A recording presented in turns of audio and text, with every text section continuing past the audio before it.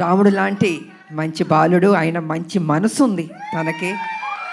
నేను వర్క్ చేసేటప్పుడు ఎంత ఆప్యాయతగా ప్రతి నిమిషం ప్రతి జాగ్రత్త తీసుకొని అమ్మకి ఏ ప్రాబ్లం రాకూడదు, అమ్మని బాగా చూసుకోవాలి. త్రూ అవుట్ ద షూటింగ్ అంత అద్భుతంగా తీసుకున్నారు. నేనే షాక్ అయినా నిజంగా.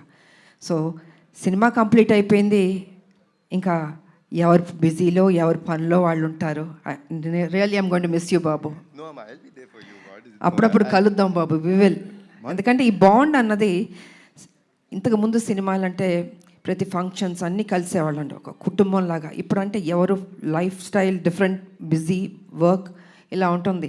సో నేను ఫీల్ అవుతుంది ఏంటంటే అందరం కలిసి ఎప్పుడైనా గెట్ టుగెదర్ లాగా ఒక ఫ్యామిలీ లాగా ఇంట్లో ఒక ఫంక్షన్స్ లాగా కలుసుకోవాలని నేను కోరుకుంటున్నాను నేను. ఎందుకంటే ఒక చక్కటి బాండ్ అన్నది బాబుకి నాకు ఏర్పడింది.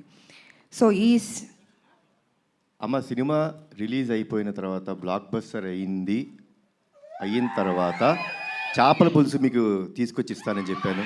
ఎందుకంటే ఈ సినిమా స్టార్ట్ అయిన రోజు అమ్మ ఒక మొక్కు పెట్టుకున్నారు. సినిమా రిలీజ్ అయిన రోజు మేము తిరుపతికి వెళ్తున్నాం, కాలినడకన స్వామివారిని దర్శించుకుంటాం. అప్పటి వరకు ఆవిడ నాన్ వెజ్ తిన్నారు. అది అయిపోయిన తర్వాత ఇంటికి వచ్చినప్పుడు నేనే చేపల పులుసు మీకు పంపిస్తానమ్మా. గుడికి వెళ్ళి వచ్చిన తర్వాత నాన్ వెజ్ తినకూడదు, తర్వాత మనం నాన్ వెజ్ ఎప్పుడు చెప్తే అప్పుడు. Thank you Babu.